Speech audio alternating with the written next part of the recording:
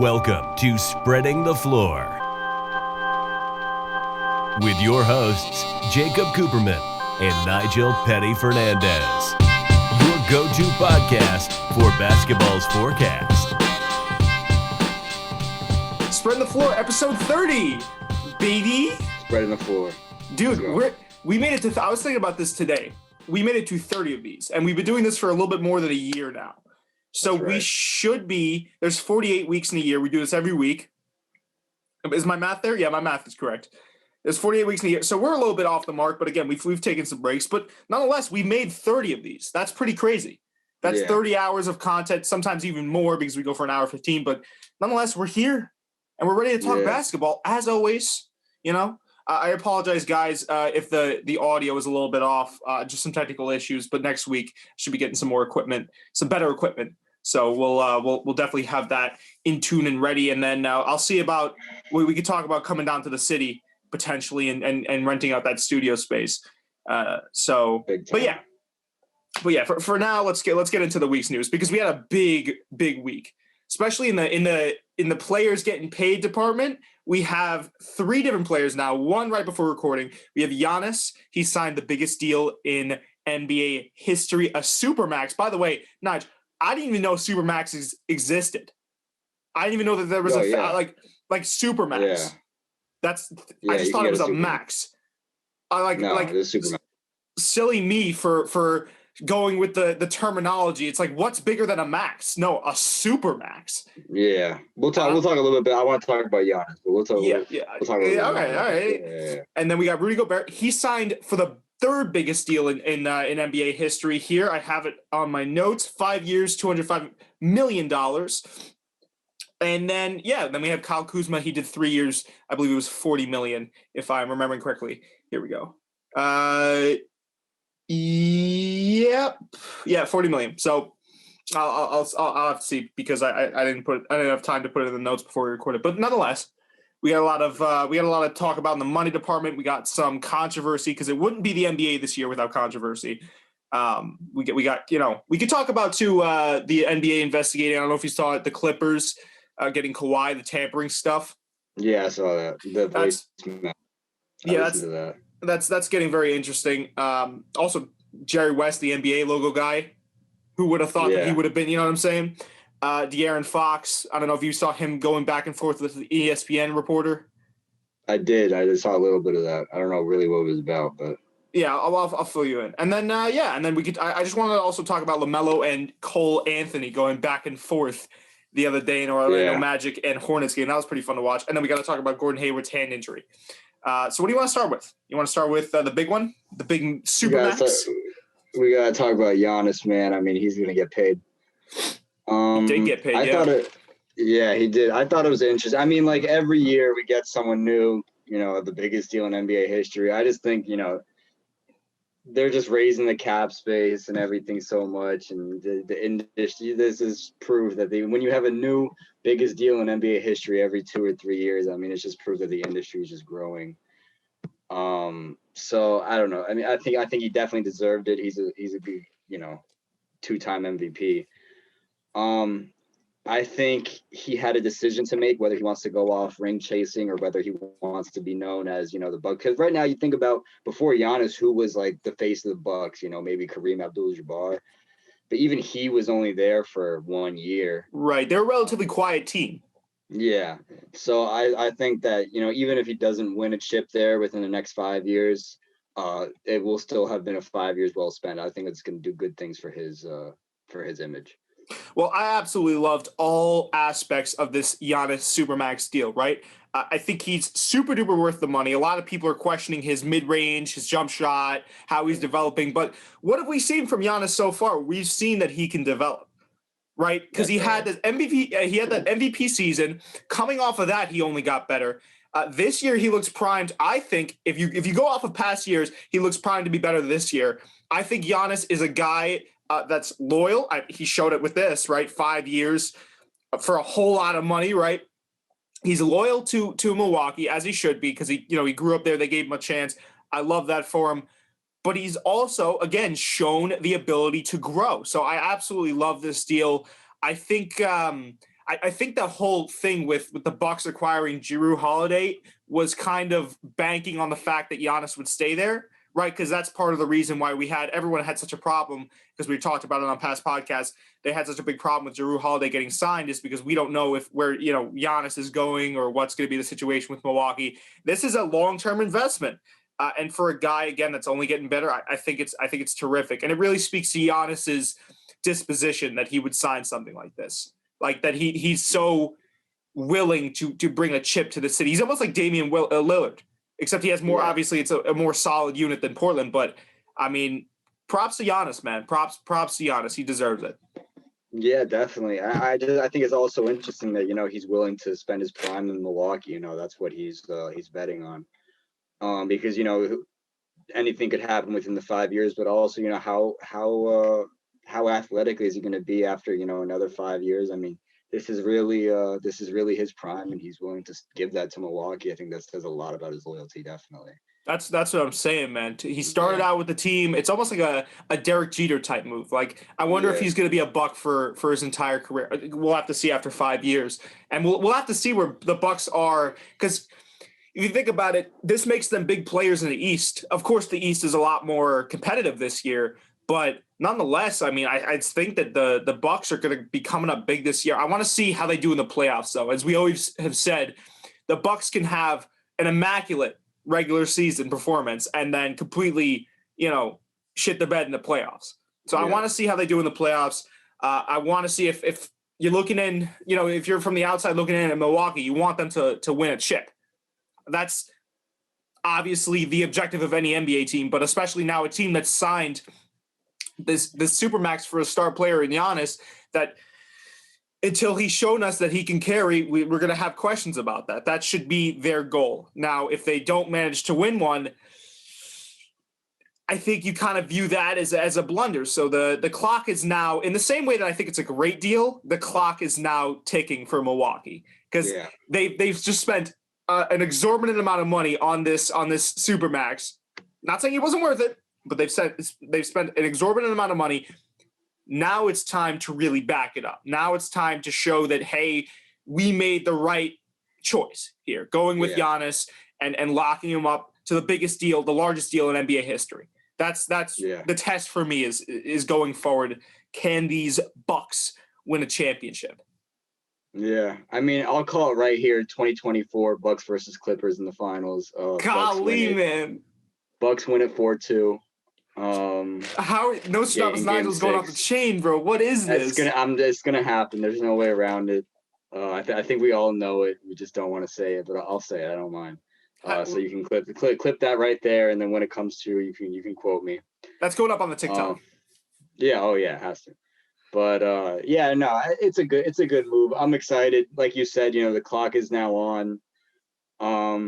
It's just a big statement from Milwaukee. It's a big statement from Giannis. I mean, they're ready to put some stuff together.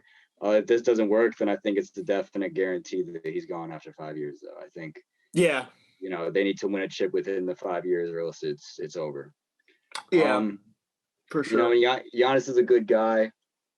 I think this proved his loyalty, and I guess that's how we determine how good of people these NBA players are, by their loyalty. But he got paid. I don't blame him for wanting the money.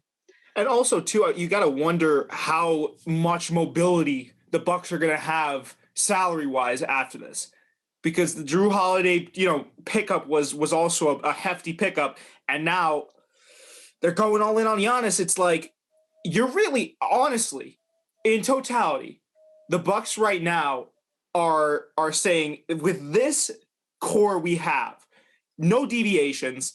This is the core for us. This is the core where we're going to make a strong push at the chip. So you're correct, Nigel. After 5 years, if there's no chip, there's going to be some serious questions about these Bucks, for sure. Yeah. No doubt. They can move Middleton around and stuff. That's true. Listen, I think. Yeah, that's true. Middleton is a solid, third option, maybe even an elite third option, as Stephen A. Smith said. I think he's certainly a solid second option. He played a great Robin to Giannis's Batman, but he's also kind of wishy-washy. It's like, has there been this through line of guys with their trade value on the Bucks who weren't Giannis. I mean, obviously there's both. Actually, no, not both Lopez brothers anymore because I think Brooke went over to Washington. Yes, yeah. So, so. You gotta wonder. You gotta wonder if they really have a lot of mobility to kind of move around after this. But again, if they're comfortable with making this, with being in this spot and saying this is the guy for us, this is the team for us, all power to them. And especially, because there's going to be a much more competitive East this year, and probably in years going forward, I'd imagine. Yeah, definitely. Who else got paid recently? Who else got paid? What's his face on the Jazz, right? Gobert, yes, the Frenchman. Yeah, the Frenchman. I actually had a really big problem with this extension. Actually, no, you know what? Not a big problem, but again, it goes back to what we were talking about with the last few maxes, because again. Is Rudy Gobert worth $205 million over 5 years? I don't think so. I'm going to be completely candid. I think he's a great player. Obviously, he got Defensive Player of the Year 2018-2019 season. He's a champ. He plays like a champ. He's a great defensive big. Probably an anchor on that Jazz team, one of the anchors alongside Donovan Mitchell, Mike Conley. So he's a great asset to have. With that being said, my big issue with this is if you're paying this guy 5 years, $205 million, where do the other allocated funds go? It's kind of a similar situation, right? Like it's a similar spot to Giannis, obviously not for as much money, but you got to wonder if you're locking Rudy Gobert down to this much money for this much time, and you have this team in the Jazz that always have enough to make it into the playoffs, but never have enough to make a serious push for the chip. You want room for adjustments. Again, it's the same thing we were talking about with the Bucks just now. You want room for adjustments, and I don't necessarily know if doing this, again, they signed Donovan Mitchell again to a max, but I just don't know how much I really agree with this. I think it should have been for less money, less time. I get that he's a very key part of this team, but you're not really opening yourself up to other windows for opportunity for, again, mobility. Yeah, I agree with you. I bet you that there was some talk where, because he's a 2-time Defensive Player of the Year. You don't just get rid of that. I get that. But I bet you that there was some negotiation where he tried to talk up the amount of years, because especially with defensive players like that, they really come out of their primes really quickly. And I don't think that he's necessarily going to come out of his prime within the 5 years, but I'm sure that they probably offered him like a 3 or 4 year, and then he was like, I'd rather just go all the way. Right. And that's fair. If he threatens that he's going to look for a new home if they don't, then it's like, okay, well, we have to now.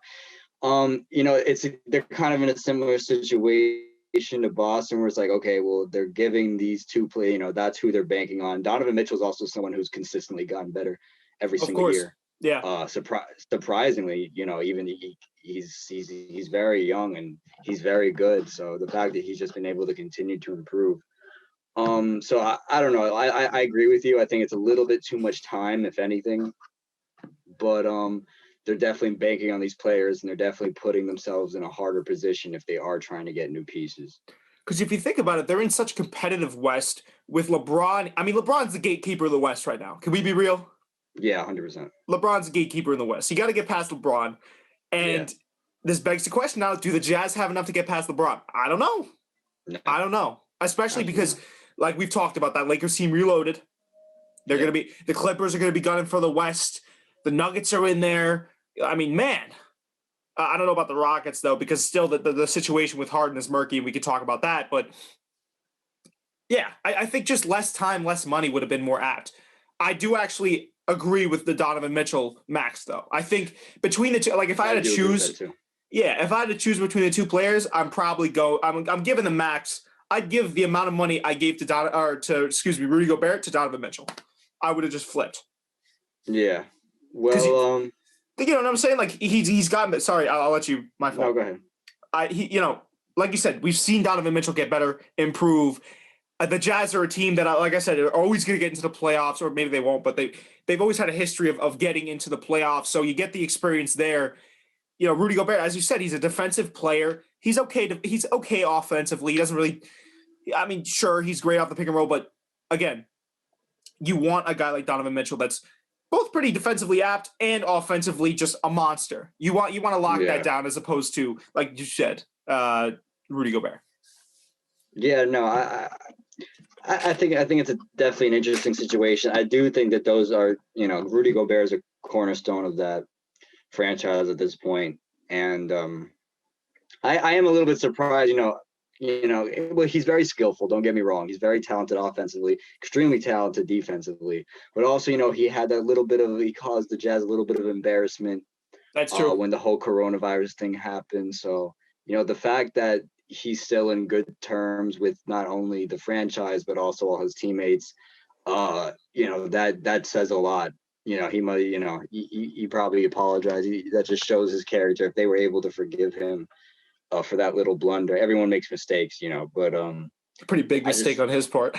Well, it wasn't even like, it wasn't much of anything. It was just mostly it was just embarrassing. That's all. Yeah. He embarrassed himself and he embarrassed the franchise and he disappointed his friends. Because it could have happened to anyone. I mean, when the virus first started, who wasn't making jokes about it? I was making jokes about it. Everyone was. Everyone was. You remember me in class. I was acting a fool about it. Back when there was actually no masks and we can go into classrooms, and we were in the booth. So, we all took it for granted. It was just embarrassing for him. So I think it's interesting. I think this says a lot, and I think that they're willing to. He's obviously grown from that, but I think this shows that they're willing to go forward with those two pieces as their cornerstones. Yeah, man. Yeah, I've actually, funnily enough, I've seen a lot of people talking about how the Utah Jazz are going out sad now. And somehow that this spells doom and gloom for I'm going to say the franchise as a whole. I don't necessarily agree with that. I could see the other way around too. Like you said, it's like you don't want to necessarily drop a guy like that. It's kind of a similar situation for any of my baseball fans listening to the Mookie Betts and Red Sox whole thing where he went to the Dodgers. It's like when you have, obviously, Mookie Betts is to the Red Sox way more talented than Rudy Gobert is, or way more impactful than Rudy Gobert is to the Jazz. But it's a similar situation where you have a talented guy. You don't know if you want to lock him down for all the aforementioned points that we made, but you also don't know if you want to get rid of him. So it's an interesting situation. Again, they offered him everything in the kitchen sink. I think we can both agree. It's a little bit too much. I don't know. We'll have to see where it pays out, though. Yes, definitely. Kyle Kuzma's next, right? You want to talk about people getting money? Kyle Kuzma, he got. Let me just make sure I have this correctly written down here. We have 3 years, $40 million deal with the Lakers and a third-year player option, which means he can opt out if he wants to and go somewhere else.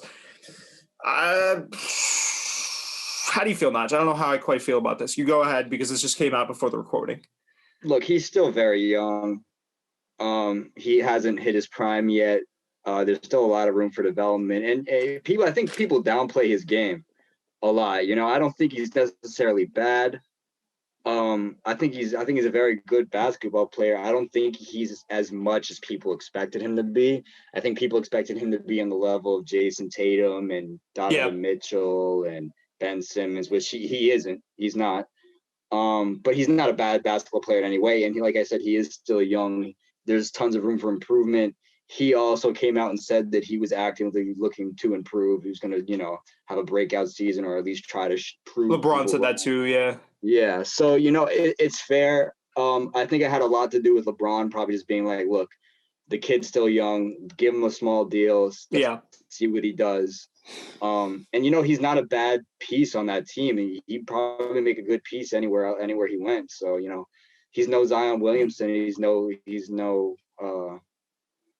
like a Ben Simmons, but he's good, and he has room to improve. So I don't disagree with it at all. I think they should have given him money.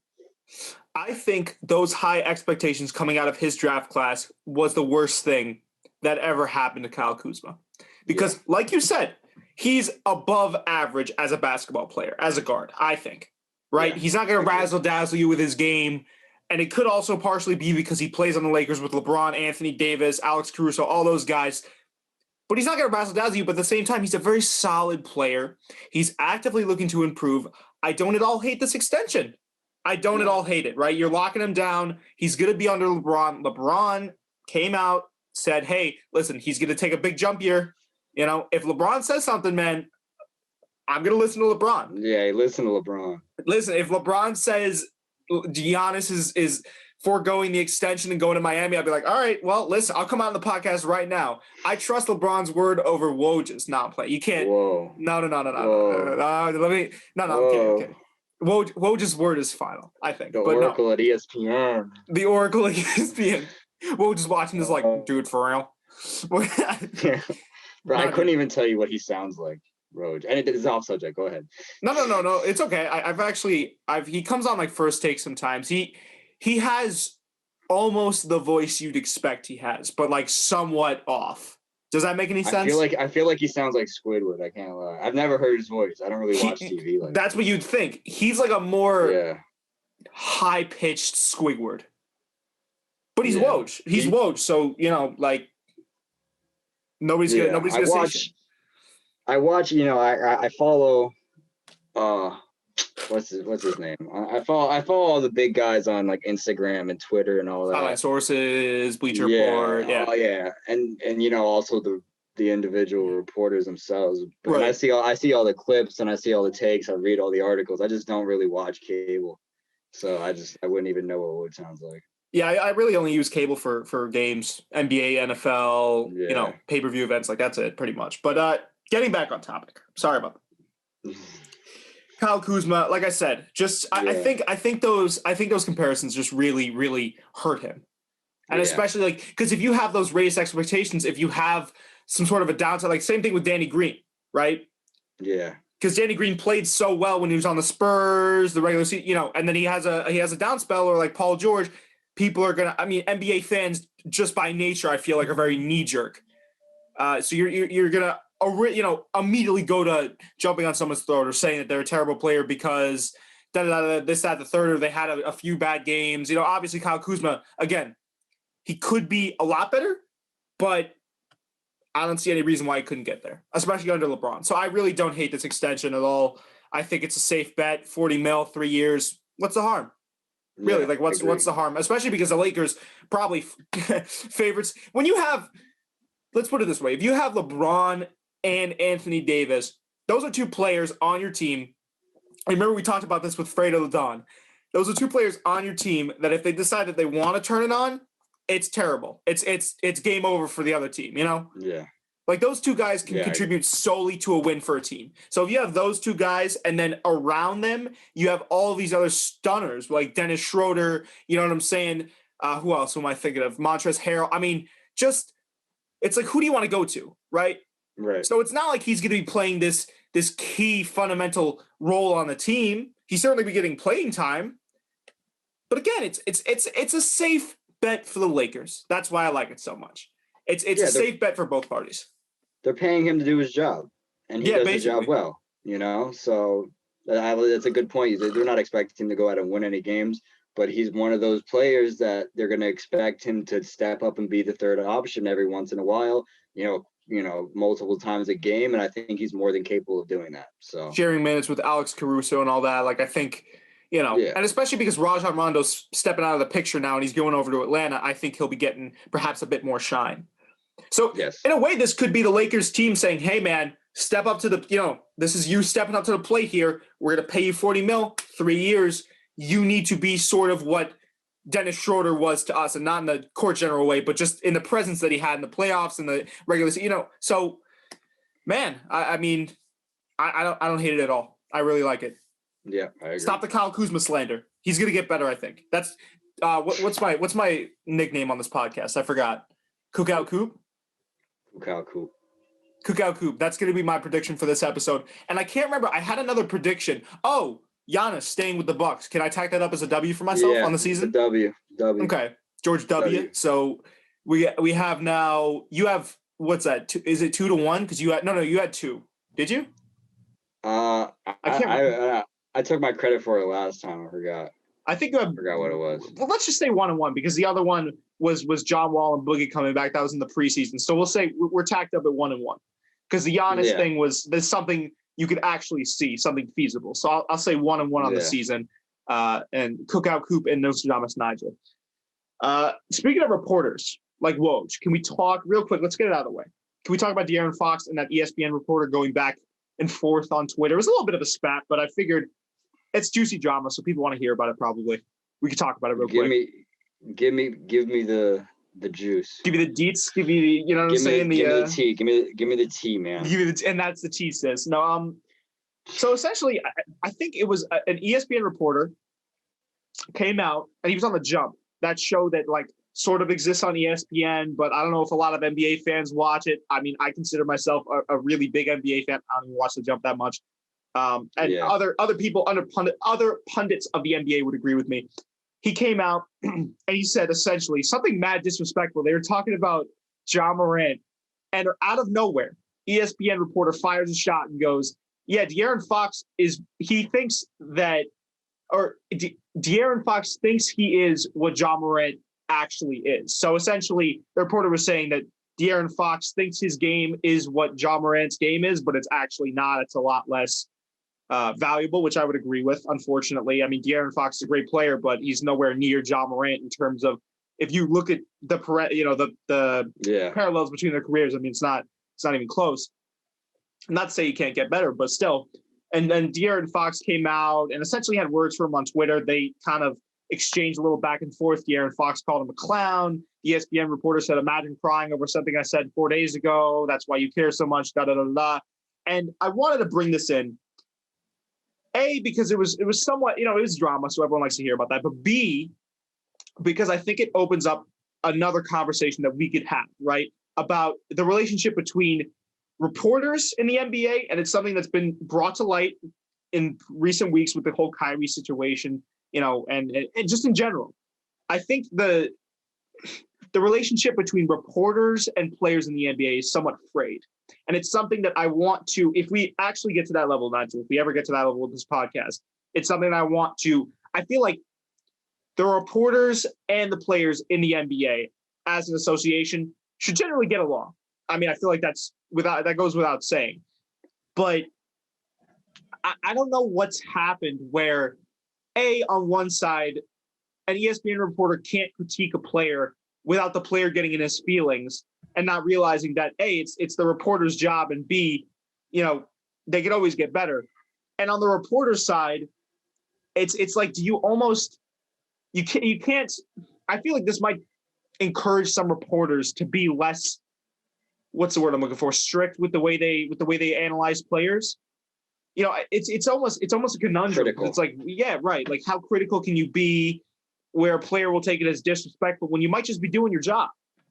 You have to be then very careful with your terminology, and of course, the reporter came out there and he was actually kind of disrespectful because they weren't even talking about De'Aaron Fox. They were just talking about Ja Morant, and he came out, he went out of his way to make a shot at De'Aaron Fox. So I actually side with De'Aaron Fox in this case, but it does open up that conversation for sure.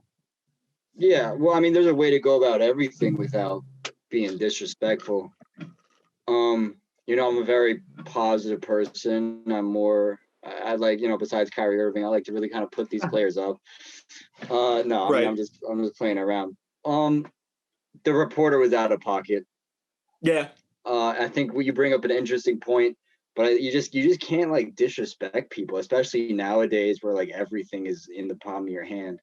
I mean, De'Aaron Fox, I think De'Aaron Fox was right to call him out. I mean, like who the hell is that? What has that guy done? That guy's the De'Aaron Fox of ESPN. Like, I never knew who that guy was before. For real. Well, that's actually, that was just me being disrespectful right there. I've actually heard of De'Aaron Fox. I wouldn't even say that. He's more like the Grayson Allen of ESPN. Like, okay, I'm trying to think of a player that's like not well recognized that, an average NBA fan wouldn't really recognize. That's who that ESPN reporter is. Yeah, I mean, like, yeah, exactly. Who the hell is that guy? Like, what are you talking about, man? Like, you can talk about being disappointed in a player. You can talk about whether they're worthy of their contracts all you want, but don't just start like bashing someone by calling them like a discount version of someone else. I mean, like, especially this De'Aaron Fox is like what, 20 years old? He's got so much growth ahead of him, Maybe 21 years old. I mean, you're really just gonna rip on this 21-year-old who's, by the way, a millionaire. Like, are you like for real? Like, is that really what journalism has come to nowadays? I don't know. I think it was definitely unnecessary and disrespectful. But it also comes down to there are some analysts who are former players, and those analysts like Paul Pierce. Paul Pierce, actually, it might not be the best example because his takes aren't always the best.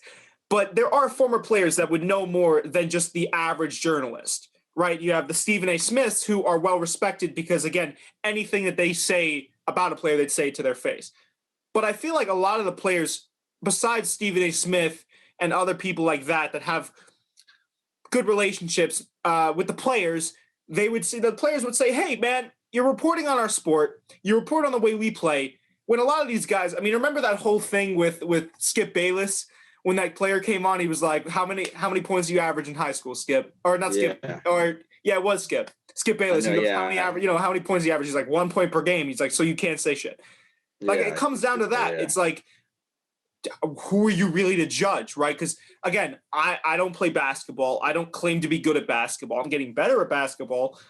But I can sit here on this computer once a week and rip into players for not playing well. It's like, who am I? But at the same time, I mean, it's the reporting serves a very vital role in the way the NBA is communicated to the public. So you have almost a conundrum there. And I think there's got to be a way which we can kind of mend this relationship between reporters and players a little bit. Because I think there might be a disconnect. I remember on an interview, it might have been LeBron. It actually was LeBron. He was interviewing on someone's podcast, and he said a lot of the players don't have good relationships with the media. I mean, Kyrie Irving's a shining example of that. But it begs the question. It's like, where is this going? The players are mandated. They get fined if they don't talk to the media. They're mandated to talk to. It's like, man, you hope that the relationship there can be mended somehow. I don't know. But it's definitely an interesting conversation to have. But that reporter was so out of pocket. I mean, that was just taking a shot. I mean, you're getting paid millions of dollars to play basketball on national television. You're supposed to have critics. There has to be people out there to hold you accountable. If not the fan, there's people whose job it is to hold you accountable. Both parties got to be respectful, and that's just the end of it. There's got to be some sort. Right. If someone says not right now, just wait a little while, and the same thing with, you got to do your job. You got to talk to the reporters. The reporters are the bridge between the players and the people. Right. I don't think many of the players, this is going to sound very disrespectful, I don't think many of the players have what it takes, intelligence wise to have a good public relations or even run a show. To do anything, if we got all our news about the players from Twitter, it would be a horror show. Oh my God. I mean, it'd be bad. I mean, half these players don't even, use proper punctuation and stuff. We need people like Stephen A. Smith. We need reporters to go ask the real questions. Otherwise, the players would never talk about it, So as long as both parties are respectful, I don't see, you got to get better. That's a good point, man. That's a good point because you only see a handful of players. Like I would call to mind I think it's Steven Jackson and Matt Barnes. They run a great podcast, All the Smoke. We're soon to overlap them though. But anyways, they run a great podcast. Matt Barnes has been on First Take a bunch. There are only a handful of players that transition out of the league and go into media. Same thing with every professional sport. Tony Romo in the NFL. Again, Matt Barnes in the NBA. I mean, it comes down, sure, to how many accolades you have as a player, but I mean, you'd be dumb to think that some of it doesn't come down to how articulate a player is and how well they can translate and how well they can be. I mean, part of this whole thing, Nigel, like we do a podcast, our conversation is great, but part of it is knowing how to translate information to an audience. Yeah. Like if we just sat here and said, all right, well, I mean, Giannis, he signed a Supermax deal, and I think that's sick. Yeah. Like nobody will want to listen to that. You got to have that thing. So in the same way that basketball is so competitive when you get up to the highest level, Stephen A. Smith had to grind to get to where he is. Oh, Stephen A. Smith is, I mean, and he's so talented. And with really the showing of a good, host is that you don't really notice how good they are You know what I'm saying? But you always notice how bad someone is at it. You know what I'm saying? 100%. Yeah, and it's also like it is people don't really notice this. I think me and you are in mass communications. We kind of get a different side of it, but I mean, there's a skill into knowing what's useful information and what's not. My God, yeah. I've seen people do like their stand-ups and just take the most blatantly like stupid takes or sound bites out of an interview, and I'm like, why would you ever take something like that out of the interview and actually put it on a screen? Why would you spend time doing that? It's like I'm sitting there watching it like I don't give a shit. You can have a bad stand-up and still have useful information in it. Of course. There's ways to mess up while still being good at your job, And there's ways, like you said, like people are going to want to see certain information in the same way that you could have a terrible stand-up and people are still going to want to listen to it, or like a terrible podcast and people are still going to want to listen to it. You have to know how to A, be entertaining, B, translate information well, C, know what information to give to the public. That's where production comes in. That's why people are hired to do that. I mean, there's hosts, producers, there's people behind the scene, writers, right? Like, this is difficult shit in the same way that getting to the top of the NBA is difficult. Yeah. So I could see like both sides. And I think it's great that you brought that up, Nigel. I really do. Because I feel like we're always on the media side a little bit, but this time obviously out of pocket. But yeah. I mean, in the same way that I think the NBA and all the people that report on it, this little bubble that we have as a family, I think all of mass comm and all of media is a family because we all get it. Like you said, we only see this side, and you're not going to see it if you're a player. Just the same way as a guy that's sitting in front of a microphone like us might not, definitely definitely wouldn't see all the aspects of a successful NBA player, a successful NBA career, a successful NBA franchise. Like we sit from the outside in the same way that they do. So there might be a little bit of a disconnect there, in all honesty. Absolutely. I mean, you think about look at Kawhi Leonard. I think he only has 2 Twitter posts, maybe, and one of them is like deep fried Obama. I don't know. You look at after the podcast, put it on the screen. You'll know what I'm talking about. The only thing Kawhi Leonard's ever put on Twitter is deep fried Obama. I mean, you do absolutely. I don't care. I don't care how good the guy is at basketball. You need to hire someone to get information out of him because he's not going to do it himself. Right. He's just going to sit there. Yeah. He's good. He's going to post he doesn't, I don't even think he knows really what Twitter is. If you ask him, Kawhi, even top of the line people struggle getting information from Kawhi because he's just a robot. I'm going to look up Kawhi's Twitter right now. It's actually so funny. And that's another thing, once he's retired and there's no one hired to get information out of him, I feel like Kawhi's just gonna be gone. He's gonna be gone with the wind. The only reason we get anything out of Kawhi is because there are people that are hired to do that. Did you see? I don't even know how Kawhi Leonard did. There was a video of him reacting to the new Clippers jerseys, and he's like, "It's all right, I guess." And then he just goes, "Nah, I'm playing." That's literally he's just. Kawhi's a robot. We already know this though. He's a great guy, fun guy. Okay, in 2015, he posted this: "One of my greatest experiences, deep fried Obama." One of my greatest experiences, and he deep fried a picture of Obama. Yeah, I don't. I'll put it up on the screen. Don't worry about it. If you can get it on. Oh, I remember that. Yeah. Yeah. Okay, yeah. So that's all right. And then he has 2 more posts. Here's the custom hoverboard that he made. Of course, Kawhi would get one of those. And here's a blurry picture of him at Top Golf in sweatpants hitting a golf ball. Dude, what are you doing if you see Kawhi at Top Golf? And this is one of the best players in our league. Okay, yeah. Ball's on the highest level.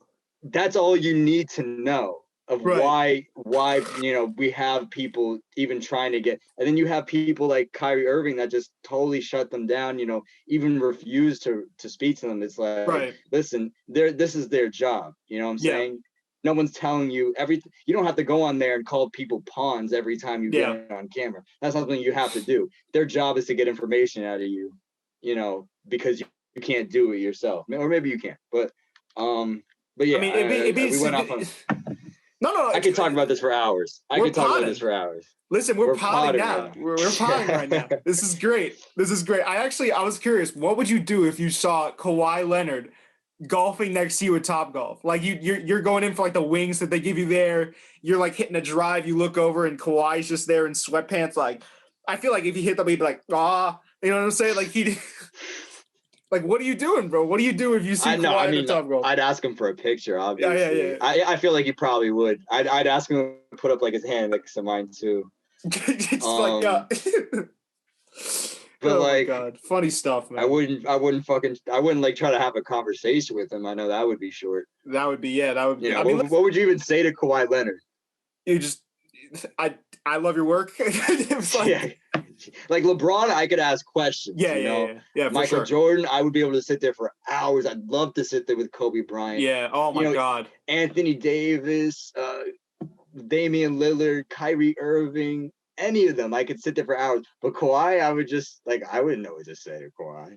I don't know, bro. It would be at max. It would be like a 2 or 3 sentence conversation at max. I don't even know if I'd give it 2 or 3. He'd be like, "Thanks," and he'd be like, "All right, okay." It's like, nobody.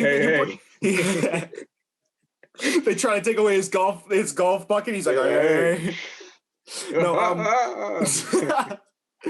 No, I think you bring up a good point, right? Too, because last point on the segment, I think the media, as well as getting information out of players, serve to humanize players a little bit.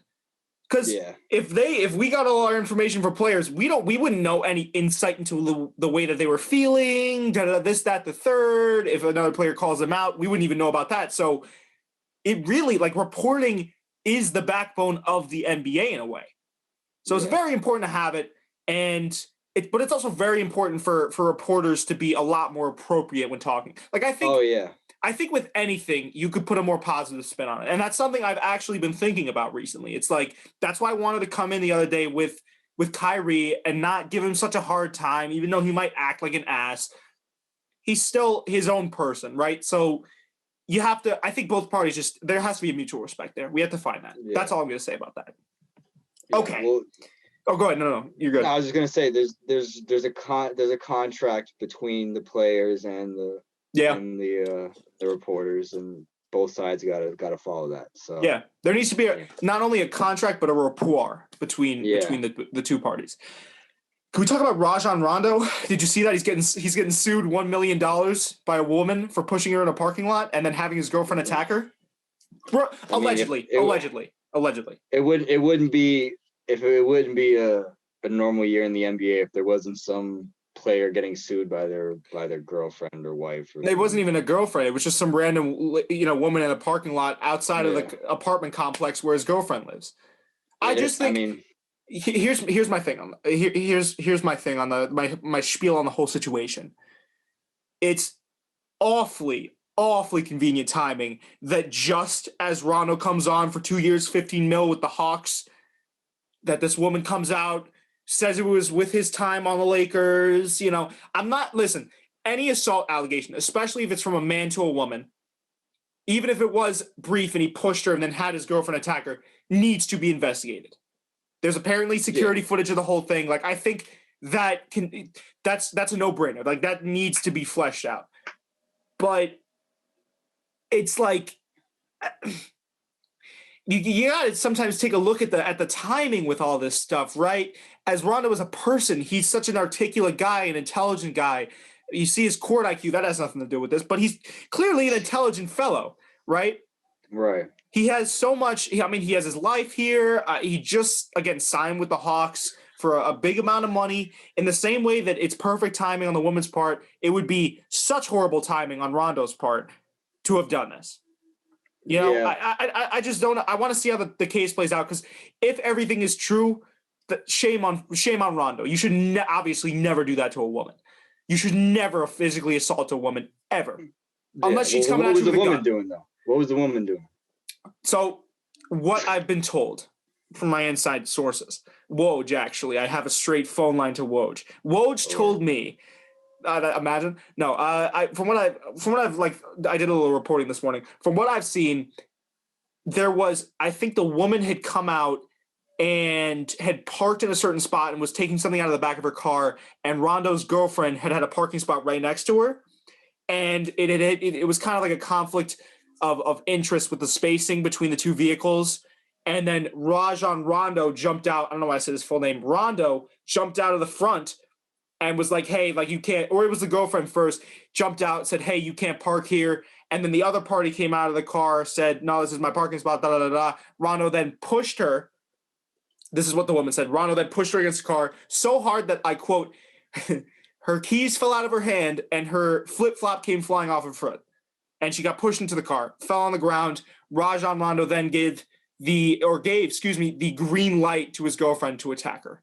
Said, okay, you can attack her. Which, I see that this part of that too doesn't line up for me. It's like, if you're going to push a woman against a car, like you're not going to have the mental awareness to be like you have her on the floor and you're like, oh, wait a second, hold on, let me let my girlfriend do this because it's more societally appropriate. You know what I'm saying? Like nobody's gonna say that. I don't know. I hope this is not true because I like Rajon Rondo. Yeah. Yeah. Go ahead. Sorry, Nigel.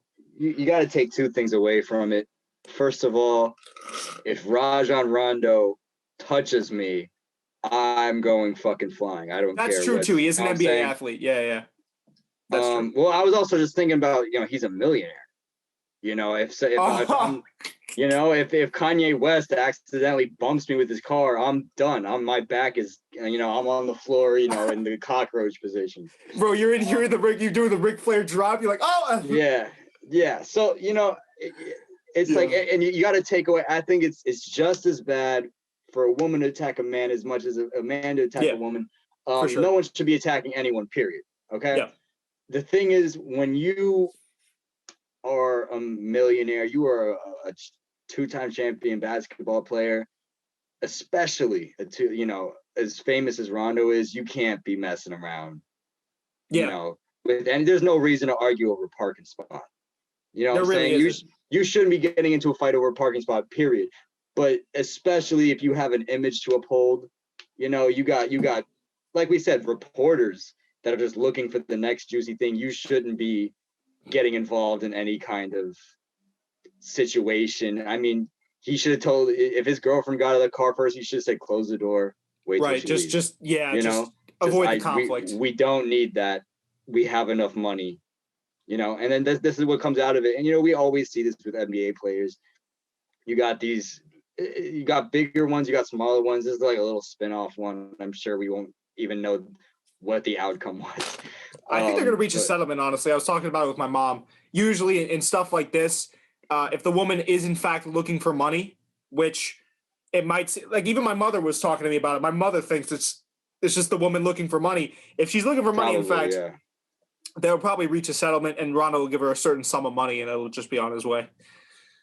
Yeah, probably. I mean, I don't see why it has to go any further than that. Yeah.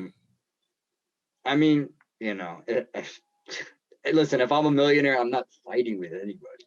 Oh, no, I'm not fighting with I'm not even getting into arguments. You know what I'm saying? I'm letting someone deck my shit in the face and I'm doing nothing.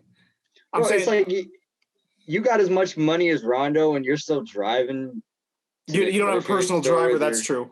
To drop you off places, I'm saying, or like a bodyguard or something.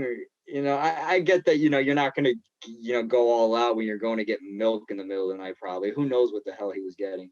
But it's like, bro, just, you just don't do that, Yeah, why is his girlfriend, I mean, listen, I'm sure it's not a rinky-dink apartment complex, but it's like, what are you doing in public? Like if I'm Rondo, I'd be getting, I'm sure you have enough money at this point to just get a hill somewhere out in the, or a mansion out in the hills somewhere.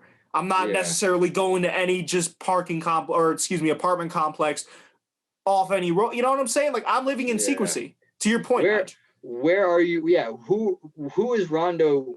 And it's none of my business. But what series of events led to Rajon Rondo getting into a parking argument with some lady and it's also like in Los Angeles. They don't have cameras in front of they do complexes. Oh, that's also okay. My fault.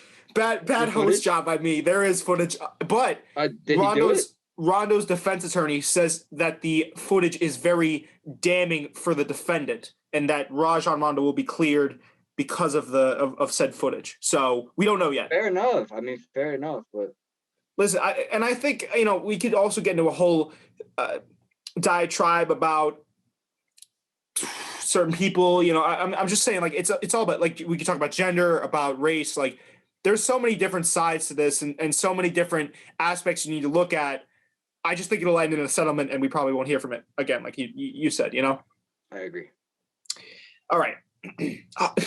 Free Rondo. All right. No, Free Rondo. I'm gonna start that hashtag right now. No. What do you want to talk about next? We can talk about Jeremy Lin almost re-signing with the Warriors and then getting waived, which is super sad. We could talk about Gordon Hayward's hand injury. We could talk about the NBA investigation on Clippers getting Kawhi. After that, we could probably. I'm gonna keep the segment secret. But what do you want to talk about out of those three? I wouldn't mind talking about Gordon Hayward. Gordon Hayward, yeah. I mean, listen, he had I think it was a finger sprain. It was a hand sprain.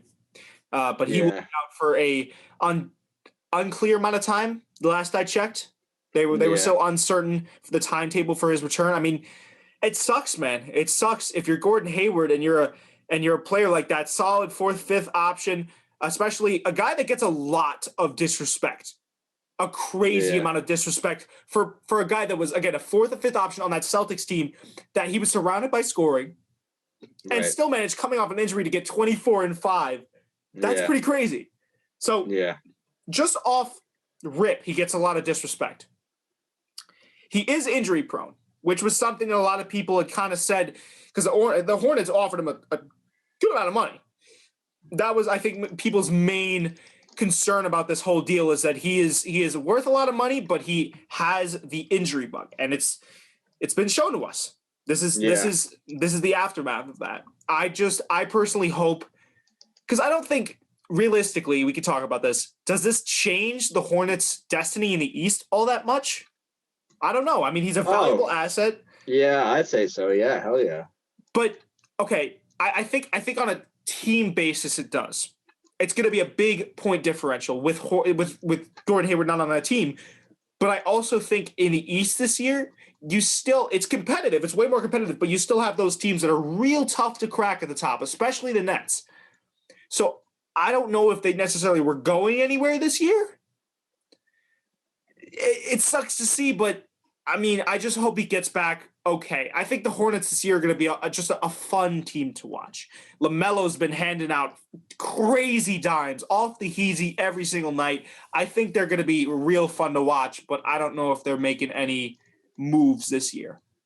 Yeah, no, I mean, I could talk about LaMelo all night. We can. I could, but we can snap on his nab. I think they're gonna drop some games because of this. I mean, sure. I agree with you. I don't think that this is gonna cost them a championship. I really don't. No. But I mean, they are gonna drop some games, especially when you got a team that's so young, like the Hornets. You got a bunch of young kids, and the thing with kids is that there's one thing they're not good at, is being consistent.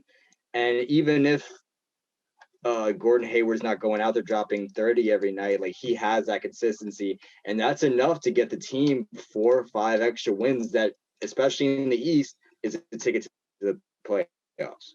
That's the difference between an 8 seed and 9 seed. We know that, especially in the East. That's the difference. But that's the difference between a 6 seed and a 10 seed in some cases. 4 wins, 5 wins. So I think that it's going to be a shame that, obviously you're banking on someone. It's kind of the same. It's not the same thing, but I'm a Knicks fan. When we got Derrick Rose back in, what was it, 2017, 2016, I think. Something along those lines. I think it's 2016 we got him. He didn't last very long before he had an injury, a season-ending injury. I feel like Hornets fans definitely in the same boat. I mean, they were happy about the move, but you can't really depend on a guy like that.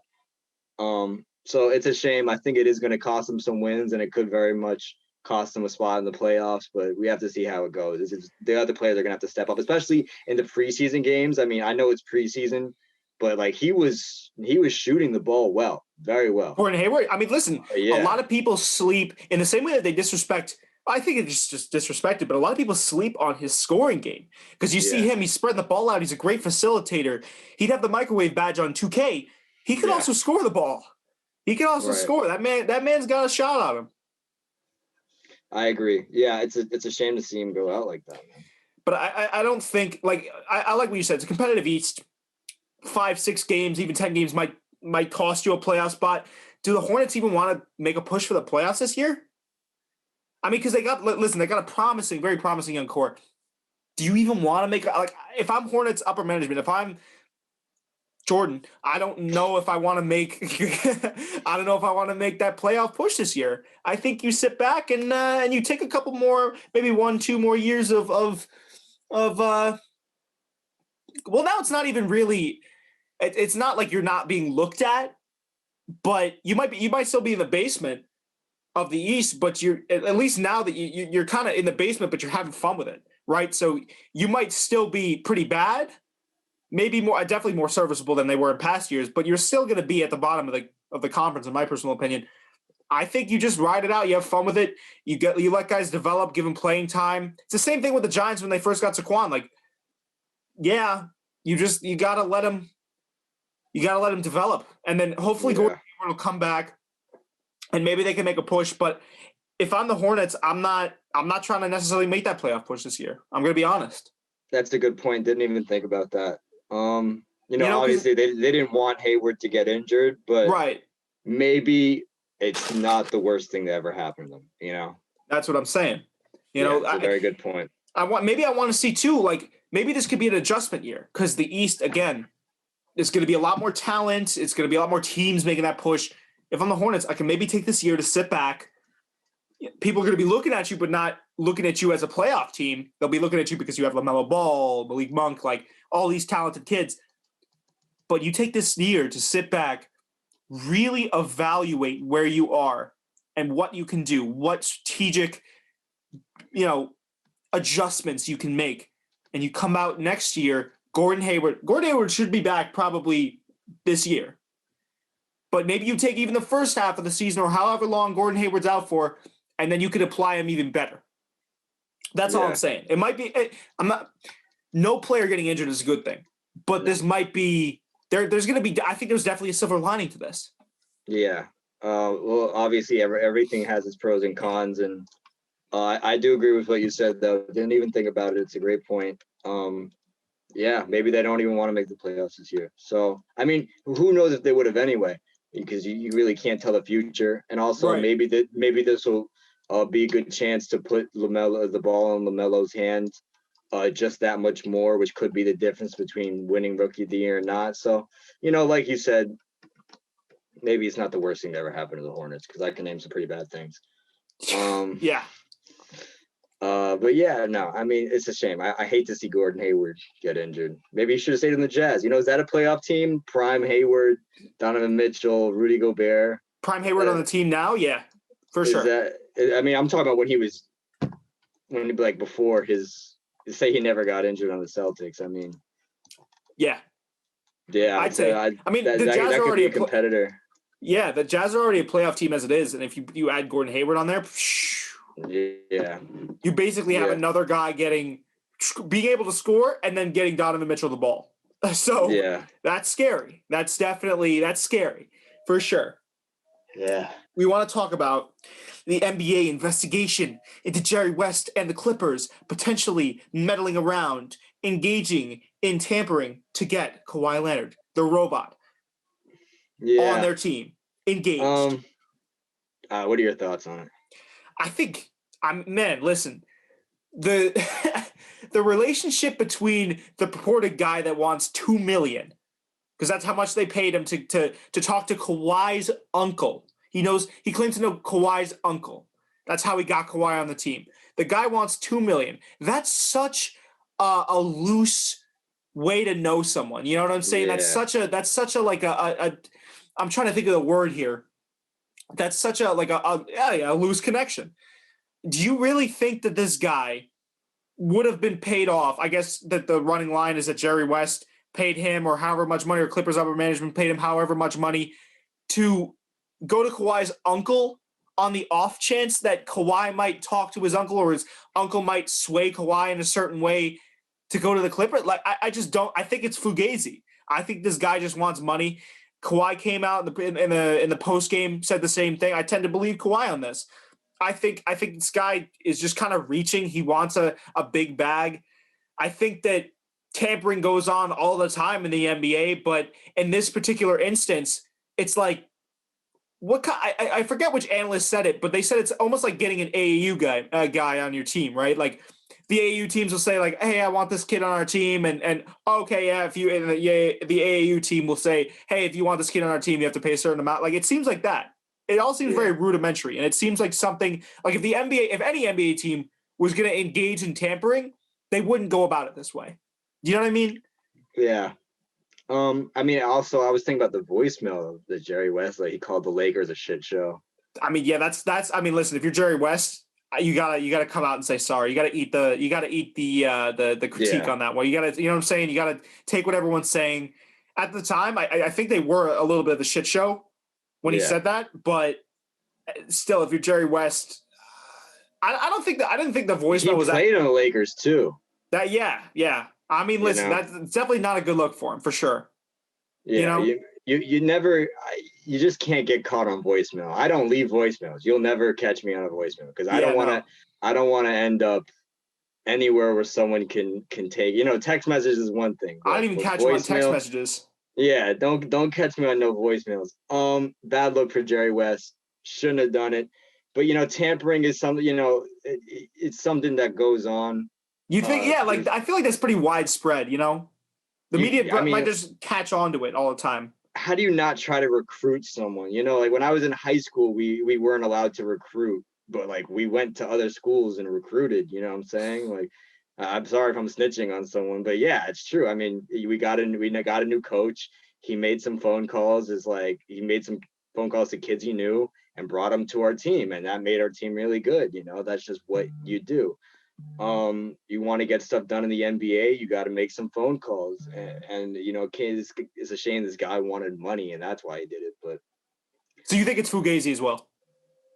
Yeah, well, I mean, like I'm sure if all the tampering, if we found out all the facts and got all the voicemails from every tampering case, oh boy, I'm sure it'd be super fucking fugazi, Dude, but it just so happens that this one got out. If we figured out all the instances of tampering in the NBA, none of the NBA teams would look the same.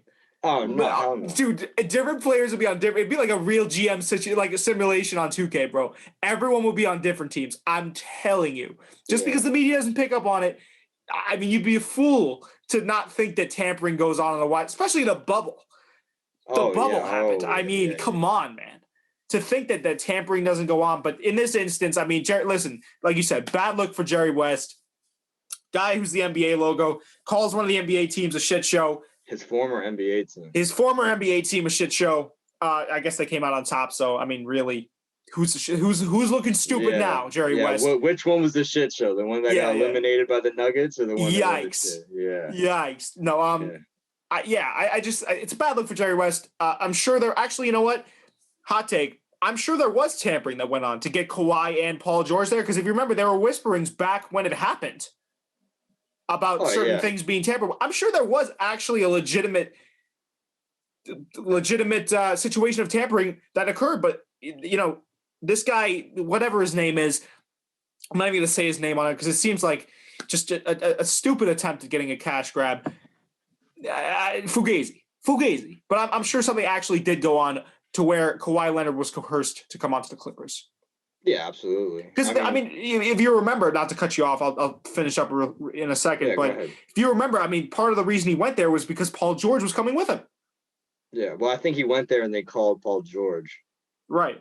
Because that's what he demanded. Yeah, and then you look at LeBron and AD. I mean, you remember that season before AD went to the Lakers. I mean, LeBron was whispering in his ear, and AD refused to play until they came up with a trade. Yeah. You know what I'm saying? And both they had to go through with the trade. Both teams came out successful. Pelicans came out with a lot of good pieces, but I mean, it's also a very fine line, what is too far. Right. is contacting a guy who knows Kawhi's uncle. Is that too far? That's You know, such a like, tangential connection. Like I'm still laughing at that. It's like it's literally something you'd say, be like, "Yo, I can get Kawhi on the podcast, bro. I have a friend who knows his uncle." Like, yeah. it's so stupid, so stupid. And then my friend asked for $2 million. Yeah, no, come on, Yeah. come on. Yeah, no, hell no. But yeah, Fugazi. I think Fugazi attempts. Fugazi is the right word. But Fugazi is the right word. if we're gonna use the right word, it's Fugazi. But also your favorite NBA team, tampers. Oh yeah, 100%. Yeah, big time. That's the big two takeaways from this segment here. It's true. All right. Real quick, let's talk about Jeremy Lin, and then we could get into our secret segment for today. Let's make it a comeback.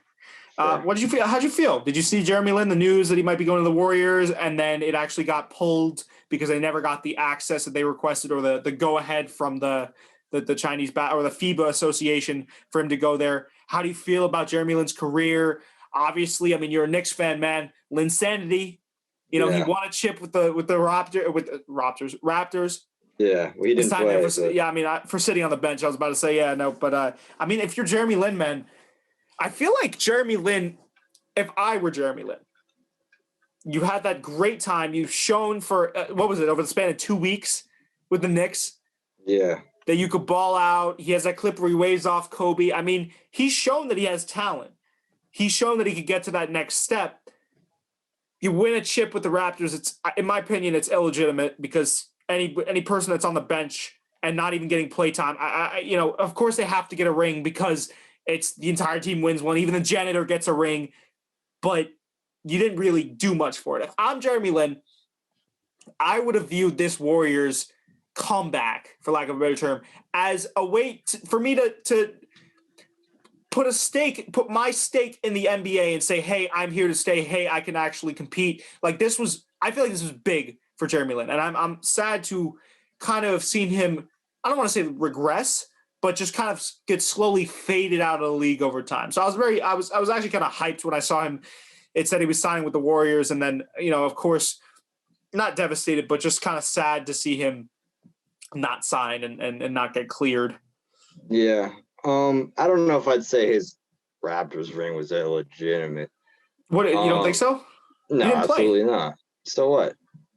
There's more that goes into a championship than playing.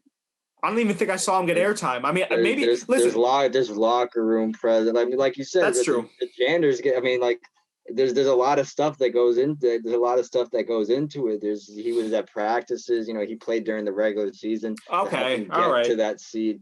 I mean, I don't think any ring you get is illegitimate besides these two rings, and Finals MVPs. Those are illegitimate. No, I mean, I'm joking. No, I think Jeremy Lin. There's a couple players in the league that just hold a special place in your heart for whatever reason. Derrick Rose is one of them. Yeah, Jeremy Lin. Yeah. Gordon Hayward, even maybe at this point in his career. The list goes on. They're just like, you almost just feel sympathetic for them. I don't know if he really viewed this as his comeback. But well, let me explain myself real quick, Nigel. When I say illegitimate, I meant through the scope of Jeremy Lin's eyes. Because sure, you get a ring, you showed up to practice, you played in the regular season, but you weren't instrumental in the run. I just think if I were Jeremy Lin, I don't know if he feels like that or not. I'm just saying, I'm postulating, I would feel like I could contribute more because I know Jeremy Lin can contribute more. I'm not saying he's some sort of a scrub that sits on the bench, didn't do anything. I'm just saying, if I'm Jeremy Lin, I want to win a chip at this point when I'm part of a starting five. Does that make any sense? I don't think he's ever going to be part of a starting five. Well, this might have been in the United. No, he was not going to be in the starting. You don't think this was a redemption tour? Nah, absolutely not. I think that's true. I mean, the Warriors starting five is a tough one to crack. I'll give you that. Yeah. Well, you got to think of what are you getting a contract? What are you getting paid for? You're getting paid to do your job, whatever that job may be. And when he was in the Raptors, he did his job. They might have not even needed him for much. That's why he didn't get paid that much. Right. But he still did his job and they ended up successful because of it. I don't think that, if he was coming back to the Warriors, I don't think that's him thinking like, yes, I finally get to show people that I can lead the Warriors to a championship. No, Jeremy, you know, he's coming to the end of his career. You know, at least come off the bench. I mean, look at Brian Scalabrine on the Boston Celtics. I mean, like he was fun. He was fun to watch every once in a while, but he didn't play during the finals, and they still won that chip. And he had a great post game interview where it's like, yeah, you didn't see me play, but in 10 years, I'm talking to my kids. I'll tell them that I came off the bench.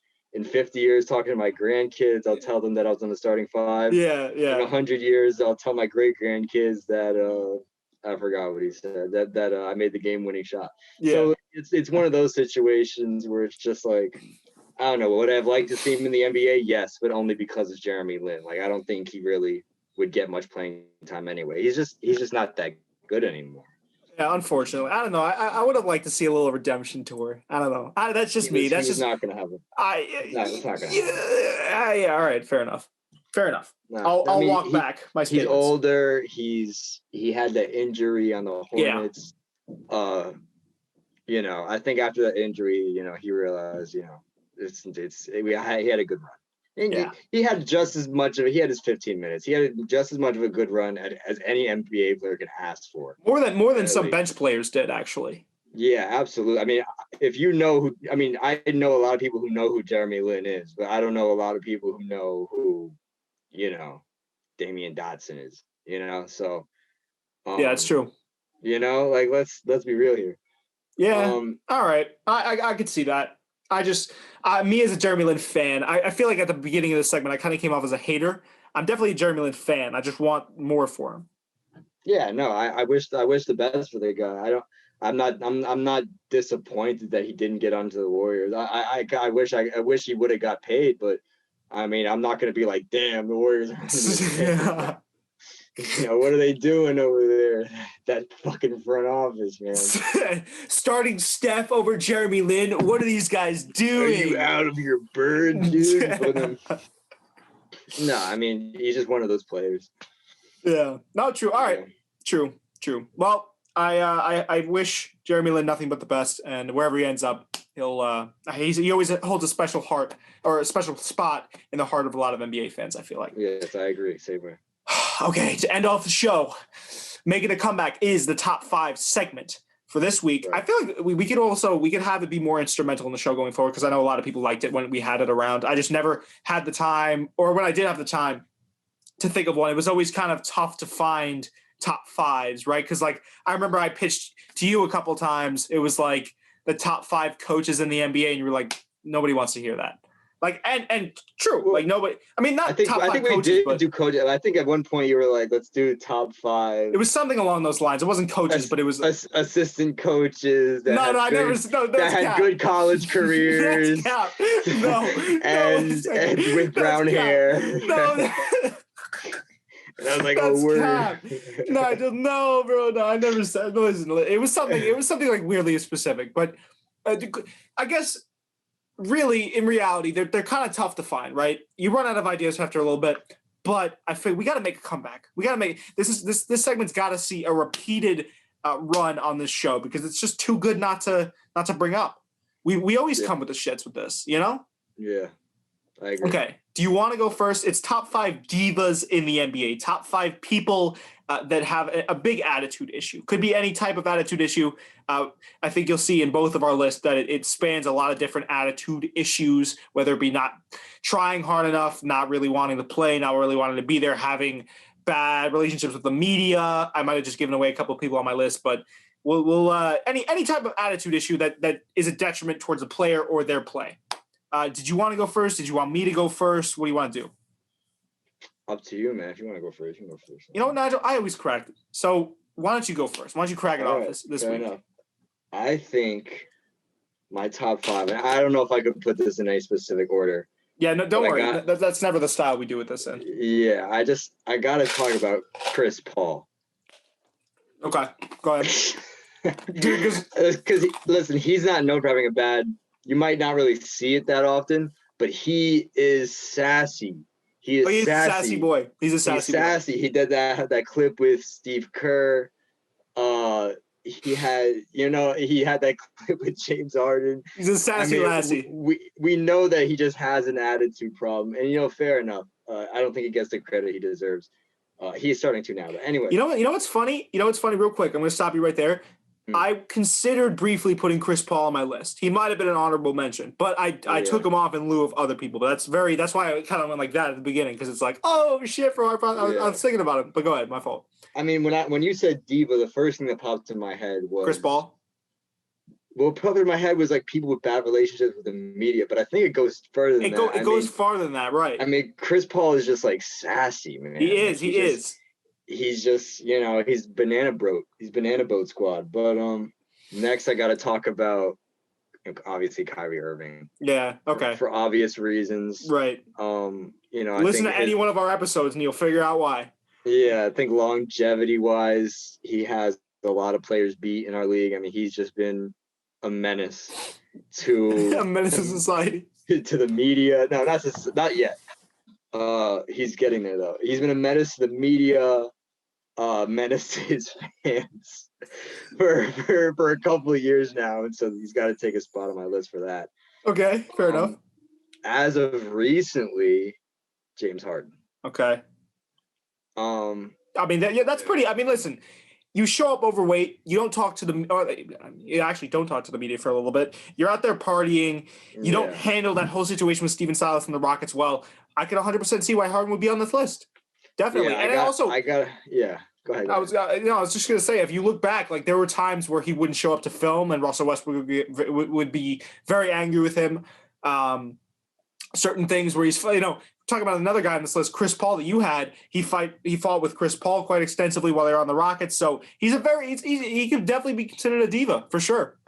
Yeah. I think it's very relevant right now, which is probably why I'm thinking about it so much. But he's definitely his colors have definitely shown. I mean, maybe if you asked me last year, he probably wouldn't be on the list. But now that the doors opened up and we see a little bit more. And just for the flopping too, I mean, like he gets a lot of calls for flopping. I mean, that could play into it. Yeah. Next, I got to talk about, he's been better in recent years, and I think that he's one of the most I think people think a lot of things about his personality which just aren't true. But I got to go with Russell Westbrook. He has those clips where the media will ask him something and he'll be like, what are you talking about, man? Like he doesn't mind shutting down a reporter, just not even acknowledging the reporter's existence. You got to mention that. And then for my last one, it was hard. Yeah. But I wanted to do a take that I might have to defend myself for. Go for it, man. I'm here. We're podding. But if we're talking about divas, we might just have to put LeBron James in there. Not at all defendable. Very defendable. Excuse me. Very defendable. Yeah, I'm thinking about when he got upset at the end of that finals game, rightfully so. Yeah. He put on his sunglasses with his suit shorts and briefcase and just goes, "Do better next time," and just walks out of the room. It's like, oh my god. Yeah. I don't know. I'm sure there's a lot of people you could put on the list. I mean, there's just such characters in the NBA. I had a few honorable mentions, but I think you'll find that a lot of our list overlaps. I think LeBron's actually a perfect pick because, again, a lot of people look upon him favorably because he's one of the greatest of all time, but the man gets a lot of calls going his way. He complains to the refs a lot. He can be – I mean, listen, I like LeBron. As a player, as a person, he's done so much for the sport, so much for people outside of the sport, opening up schools. LeBron's kind of a dick sometimes. Yeah. Am I off basis with saying that? He's kind of an asshole sometimes, which comes with being the best. If you're a nice person 24/7, then you're just a robot. You're never – I don't think anyone's nice 24/7, but he's had some times where I'm like, all right, LeBron. Calm it down. Like you said, suit shorts – sunglasses, do better next time, and then just walks off. Come on, man, come on. There's certain points where it's a little bit tiresome. Somehow he's been able to repair his image and make us all forget about this.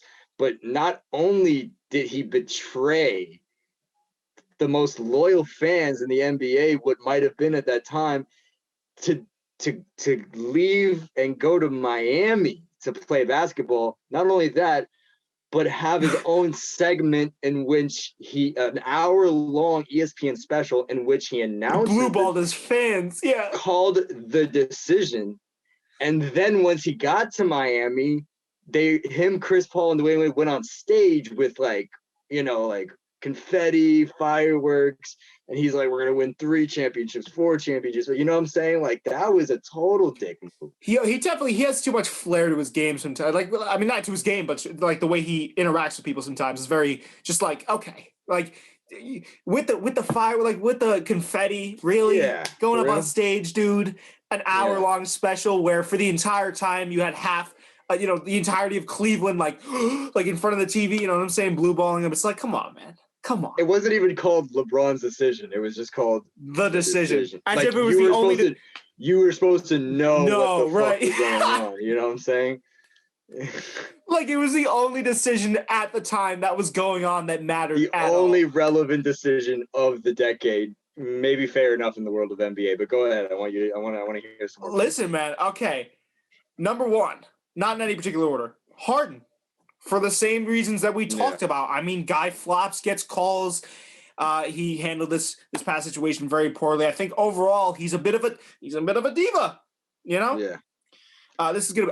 Until I get to the 2, and I think it's like 4 because I have a couple honorable mentions. It's gonna be basically the same thing you said. Number 2, LeBron, definitely. Yeah. You know, I'm thinking. When I thought of LeBron, I thought of the time where he got fouled and then midair, as he was going for the layup, Stable on his podcast calls for a foul as if he's not 6'7", 250, just in the air already. Yeah, come on, man, come on. Yeah.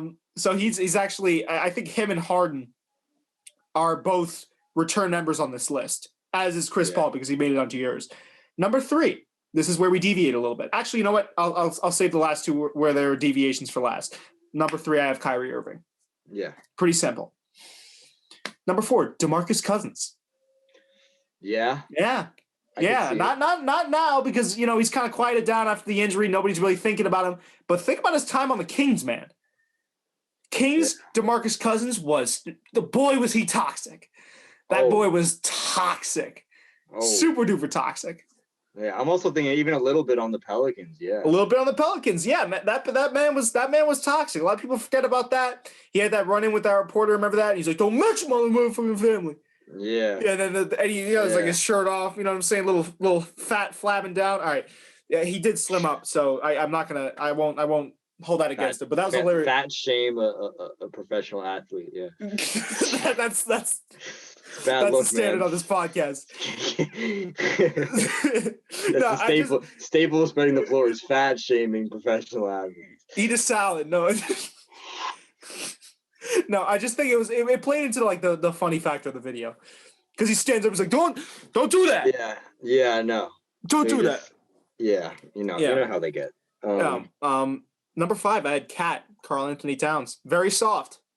Not a diva in the traditional sense, but I think Jimmy Butler really exposed him, not only on the court, but off the court for the type of player he is. I think he's gotten a little bit soft. Hopefully he rebounds. I hope he makes me eat my words. But right now, I felt like you probably could have put him in the honorable mention instead of at the 5 spot. But I have 2 others in the honorable mention that easily could have been interchangeable there. And for my honorable mentions, I got Kawhi first. Think about it. Because we don't taking recent events into question, right? He demands Paul George. He demands preferential treatment. I know he's a superstar, but I feel like there was something. He doesn't show up to certain practices on time. He doesn't show up to certain. I mean, like he's a low key diva. Yeah, all in the low. Yeah. And it's because we go back to what we were talking about earlier. He doesn't the only thing on his Twitter is deep fried Obama. So you're not going to see a lot of Kawhi's personality. But you got to read between the media is the only reason we know about this. So he's a little bit of a diva. I think he's a good guy. He just has diva-esque tendencies. I agree. And then my last honorable mention is probably Kevin Durant. As an OKC fan. I was going to say Kevin Durant. I was honestly going to put him there, but I think he's definitely calmed down in recent years. And I think if you show that you can snap out of it, I think that speaks to your diva-ness. Like, are you really a true diva if you can? Nah, he's snap only out half of it? diva. Yeah, he grew up. No, and I could totally see Kevin Durant. I mean, with the burner accounts and Yeah. I mean, he's just immature. But I think he's better now, definitely. Yeah. At least he's gotten better. He's taking strides in the right direction. Any honorable mentions for you? If you had to think of off the dome, I could do like a whole retired players list. I mean, Kobe Bryant. All the big stars are always divas, and rightfully so. But Kobe Bryant told the Lakers that either they trade Shaq or they trade him. You know what I'm saying? That was a huge fuck up for him because they could have won a lot of rings. There was still a lot left in the tank for Shaq. I mean, Shaq went to the Heat and won a chip. Yeah, that's true. That's true. But then it begs the question too, real quick. If you have a guy like Kobe who is so prolific in the GOAT conversation, regardless of whatever way you frame it, a prolific scorer, prolific defender, great off the court mentality, is that justified? Does that take away from his diva-ness? Because not only is Kobe a star player, I'd argue he's a mega star player, and off the court with his work ethic, I think you give him a break there. That's because I thought of Kobe. Because for sure, I mean, he in practice he's trash talking guys. You can say the same thing about MJ. Yeah, I was MJ had his diva too. moments, but at the same time, did those guys put in enough work to negate that? That's a conversation you could definitely have. I don't think you could say that it doesn't make them a diva. I think you can be a justified diva. I think LeBron is a justified diva. I think Kobe is just. I also don't think MJ would ever be like, yeah, either you trade this guy or you trade me because I want to be the best person. I could see him do something like that. I couldn't see him doing that. Not because he wanted to be the best person. I'd see him work harder to be the best person on the team. Yeah, you know what I'm saying? I don't think he'd do it because he wanted to be the best person on the team. I think he'd do it because he'd realize that the team was not cutthroat enough or something like that. Like he could probably have like a bad practice where nobody's doing it. He said, all right, listen, trade all these players or I'm leaving. I could see him totally doing something like that. Like, I feel like that would be an MJ type move, but again, justified diva. Yeah. Yeah, well, I don't think that, like you said, justified. I think that still makes him a diva. I also was going to say Dennis Rodman. Yeah. I took a look at Dennis Rodman. He was definitely in my scope. He's a little diva, especially after The Last Dance. Even Isaiah Thomas, the good one for the Pistons. True. Good one. He was a little bit, especially after The Last Dance. He was like, yeah, MJ's not as good as it. LeBron's better than MJ, just to spite him. I mean, that's, come on, man. What's going on here? And, the list goes back. I mean, when you give someone millions of dollars to play a professional sport, you got cameras on you all the time. You got now people talking about you constantly on social media, but also reporters asking you what you think. I mean, you are a justified diva if you get to that point. It doesn't matter who you are, Are there players that have been able to kind of dodge that? Like, until now, I thought of Kawhi as a guy that just let his game do the talking, but in light of recent events, you see maybe that's the opposite. I wonder if there's a player that is kind of the antithesis of that. Is Gordon Hayward. Gordon Hayward could be one. But like on that level of LeBron, MJ, or maybe just below that level, because they're the LeBron MJ club, Kobe club, Kareem club, Wilt club is a small club. It's a club shared by few. But I'd say right below that, I guess like Damian Lillard would be a good one. Damian Lillard doesn't really complain at all. Karl Malone. Yeah. John Stockton. I mean, we didn't grow up in this era, so we don't know. I mean, I would even go as far as to say maybe even Kareem Abdul-Jabbar. Which I could be totally wrong. There wasn't any media back then, so we don't know. Right. It was just a much smaller industry back then. But I'd go as far to say those guys. Maybe Bill Russell, maybe. I mean, the further you go back, the more. What about now, though? Was Larry Bird a diva? I mean, I wouldn't even know if I'd put Larry Bird there. Now, I think Larry Bird was just an asshole. Like Larry Bird was a dickhead. Yeah, he was a dickhead. I think Magic Johnson was just more likable, but something about Larry Bird's dickheadish makes me like him more. Oh my God, yeah. You just like shit talk you, drill a three in your face. Yeah, with his left hand. I don't know. I'm about to switch play. I'm about to switch hands on you. Watch me shoot a 3 with my left and then with my right. And then he does it. And you're like, what the fuck? How did that even happen? Larry Bird has like top 5 shit talking in NBA history. Oh my God. Yeah. Which is another top 5 we could do. We'll save that for another episode. Yeah, that's great.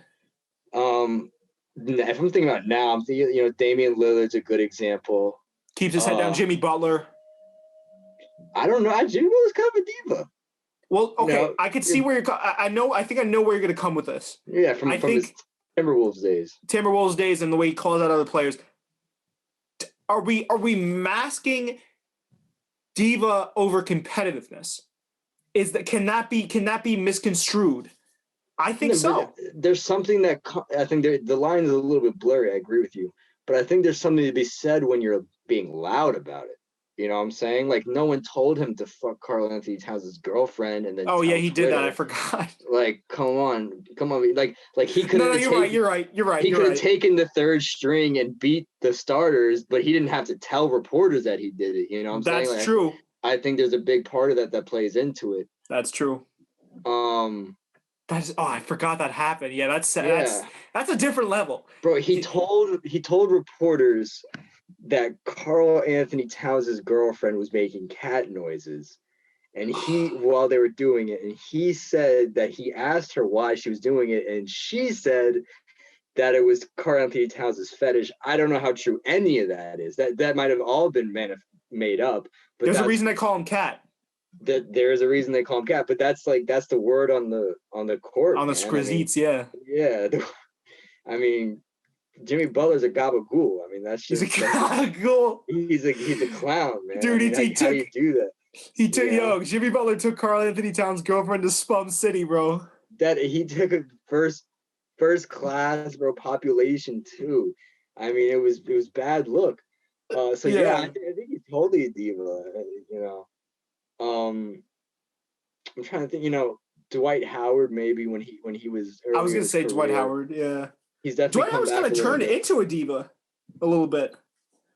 I think his diva days is behind him, in my opinion. Could you put JaVale McGee in that conversation? I don't think JaVale McGee is much of a diva. Well, you on his Shaqtin' days where he had that little tussle with Shaq. Also, Shaq became now a little bit of a diva, I think. Shaq was always a diva, though. That's true. Yeah. Shaq hasn't changed. He's been the same. He came out of the womb 7'2". Shaq came out of the womb as the Shaq we see now. Yes, 100%. He was already doing Pepsi commercials. Fully came. He was like, "Welcome to the world. I'm Shaq." you know my game. Kobe knows my game. Yeah. With his eyes crossed in the middle. I'm trying to think of other non-divas in the league. It's weird that we're trying to think of people who aren't divas instead of people who are. What does that say about the NBA? Real quick, we could talk about this because we're podding. Listen, we're podding. I think we always talk about it. The NBA is a players' league. We could talk about how the NBA has kind of enabled this situation in a way. But you're right, Nige. It's like what NBA. It's easier to find diva players than it is to find non-diva players nowadays. I'd say C.J. McCollum. He doesn't necessarily get a lot of media coverage. He could be more of a diva, but listen. C.J. McCollum has played through injuries. I'm trying to think of guys that are tough, don't talk a lot. I'd say you could maybe put C.J. McCollum in that conversation. I'd put Kyle Lowry, C.J. McCollum. Yep. Who else? Jaylen Brown. Jaylen Brown. It's just when so many people listen to you. Yep. It just makes it so much easier to say something. You know what I'm saying? We might have cracked the code on the media and player relationship in the NBA this episode. Oh yeah, no, we got into it, man. We picked them apart. That's what I'm saying. It must be a cycle. Yeah, I'm thinking about it now. It's a negative feedback loop. It really is because you have a vicious cycle. It's a vicious cycle. You have the NBA reporters. They come on. They talk shit about players. The players talk shit back. The NBA media calls them divas. We take that in, and we think of players as divas. The whole thing is enabled by the NBA media. Yeah. Now you'd be hard pressed to find a fix just sitting here talking shit over a podcast, but it's like very interesting to think about. You know? Yeah. Well, when everything is considered news, it's just like, Kyrie Irving takes Sage. And TD guard. Yeah, what was that about? Spreads it around TD guard. I think he was just actually being him. You know how he's actually like crazy, spiritual, like, out of his mind almost. But who's to say that wasn't for attention? I mean, that little thing. I mean, the media was on that. Who the hell cares though? You know what I'm saying? But it's that kind of thing. It's like, it doesn't matter. You could drop a 50 bomb. You're still going to be clipped less than Kyrie Irving spreading. I mean, we're going to be in 50 years from now, we're going to be looking at Kyrie Irving spreading sage around TD Garden. Rather than his Cavs highlights.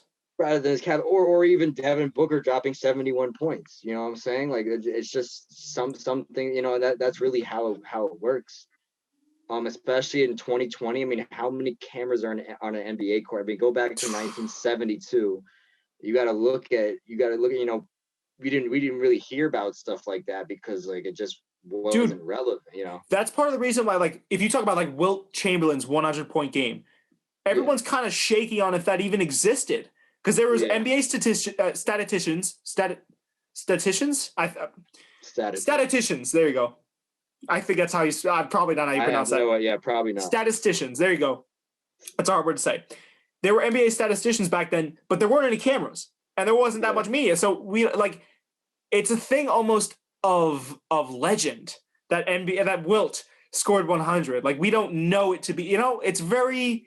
It's an interesting point you bring up, Nige, because it's like cameras are everywhere. You got pundits. Some people use their platform for good, others for bad. I mean, everything's click driven now.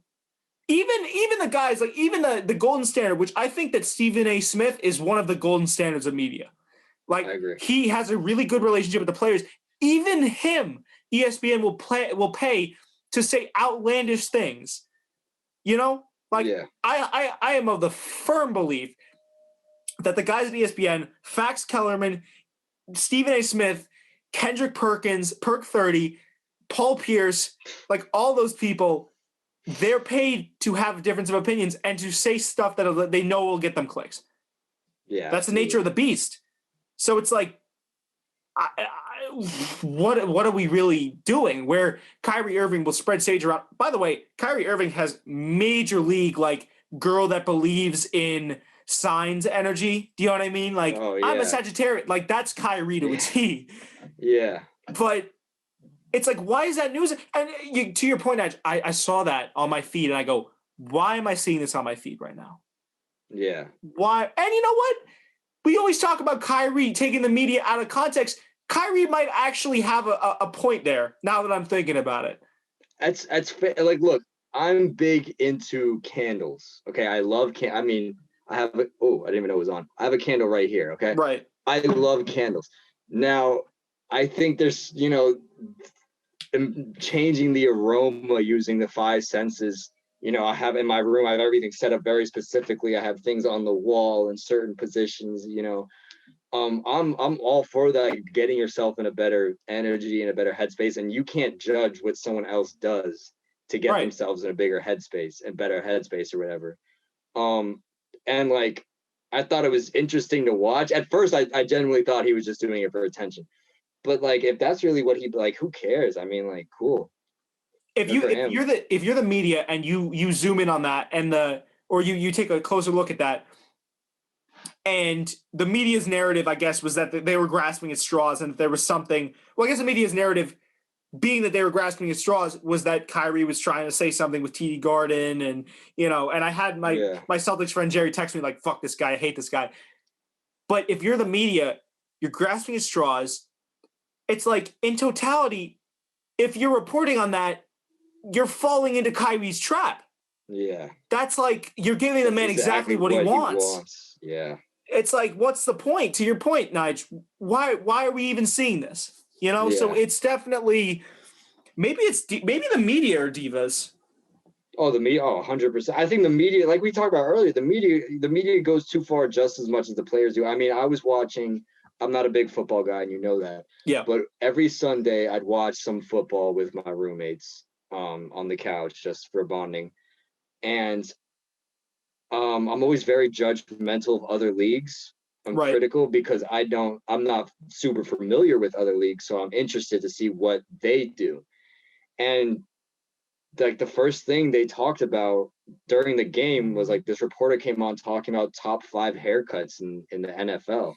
And I was like, I just don't give a shit like at all. Like not even a little Right. bit. Like I don't know. Maybe just because I don't know who the players are that were on the list, but it was like I don't care. So I was like, I think that's a lot of it is just the media is trying to get something to entertain people. And reality shows and all that stuff is very entertaining for obvious reasons. And so when you take people's personal lives and personal decisions, that's where it starts becoming like interesting on another level. You know what I'm saying? Yeah. Yeah. I think also too, it's an interesting conversation we could have with the podcasting. Because with this Yeah. podcast, like I as a producer, I want to put out stuff that people want to see. But Right. I also understand, like with the top 5s we do, I think it's a fun little segment. I think it's cool that we bring it in and we can talk about players and it opens up conduits for other conversations. But at the same time, I'm not going to bring in, like you said, a top 5 haircuts in the NBA. It goes back to what we were talking about where it's like, you said top 5 assistant coaches that had great college careers. It's like, nobody gives a shit about that. Yeah. Nobody's going to care about that. Who Like, cares, man? Right. Like, maybe it's interesting for like a second. yeah, no, but in totality, like I feel like any sports fan, they want to hear about people's analysis, their honest opinions about players, which we give, and also have the chatter. Yeah. Like the chatter of 2 NBA fans sitting on couches in their rooms, Right. talking about basketball. And a lot of media agencies, ESPN, Undisputed on Fox, they can't quite replicate that. They can't replicate the feeling of like sitting around a lunch table when you were in like middle school debating about which basketball player was better. They can't replicate the chatter, right? That a lot of podcasts, radio programs can, even some radio programs have trouble with it. It's a very hard thing to do, which is why I think that we put out such a good product every week. It's because we just sit and talk the shit, you know, we just talk our stuff. We just sit here and chat. A lot of places can't. And that's when they bring in those like pointless segments about haircuts. It's like a half-baked attempt. They need something to talk about. Right. And it's like they need something to, it's like, okay, well, we could talk about sports, but we could also talk about haircuts. It's like, no, it flows in naturally. Yeah, absolutely. I agree. That's something that a lot of these big pundit organizations, though, they don't understand. Yeah, they don't get it. Yeah. So man, it's just it's so much more of an extensive conversation that you could have, but we've been going for an hour and 30 minutes now. I could talk for an hour, 30 minutes more, but I know you probably want to get out of here. Listen, we've been going for a good amount of time already. So, and also the editing process on this is going to be, you're going to be able, don't worry. You don't got to do this one till Tuesday. So you got an extra day. Oh, that's true. Yeah. Well, I'm going to be working probably like a 12-hour shift tomorrow. I do the UPS. Yeah. Well, good luck with that. But. Yeah. Well, without further ado, that has been episode 30. Real quick before we end off too, I just want to say that we've done 30 of these. It's going to be a quick rewrite of episode 20, but we've done 30 of these, Nige. I was thinking about this today. I absolutely love this podcast. Like this is something I hold very near and dear to me, is doing this with you, and having met you has been terrific, and having created this thing together is even better. And I can't wait till we can get back in the booth or go to the city. I don't know how the city's doing with COVID cases. Doing great. Doing great. I've heard some subpar things over there, some not so good things, but we'll see what we can do about getting in person. But like I said, we'll be here every single week, and I absolutely love doing this, man. I agree with you, man. It's been a good 30. It's been a great 30, actually. It's been and you know, here's the 30 more, I guess. Yeah, but, 30 never looked this good, you know? That was so stupid. That was so dumb. That was funny. Yeah, no, man. I appreciate you bringing me along, man. Yeah. All right. Well, without further ado, that has been episode 30 of Spreading the Floor. Thank you guys so much for listening, as always. If it's not too much trouble, I feel like I have to say this at the end of every podcast. If it's not too much trouble, just please rate, subscribe on iTunes. If you like this stuff, if not, go along with your day. First, last time listeners, see you later. But if you really do like this and you want to check out other ones, go ahead, rate, subscribe, so you can be notified whenever we drop something. And like I said, all that good stuff. If you're on YouTube, subscribe, do all that good stuff. So we can really make the dream happen, and we can keep making, because I think really quick before we end up, I think really quick, the best part about this is like we do it, but at the same time we share something with the fans. So it's like, Right. it's for the fans. So I'll keep doing this as long as people keep responding well. And yeah, like I said, just help us along. And if not, that's okay too. But I'm thankful for everyone that's come along, for the ride, I think. Absolutely. 100%. All right. With that, I'll see you guys in the next episode. Peace.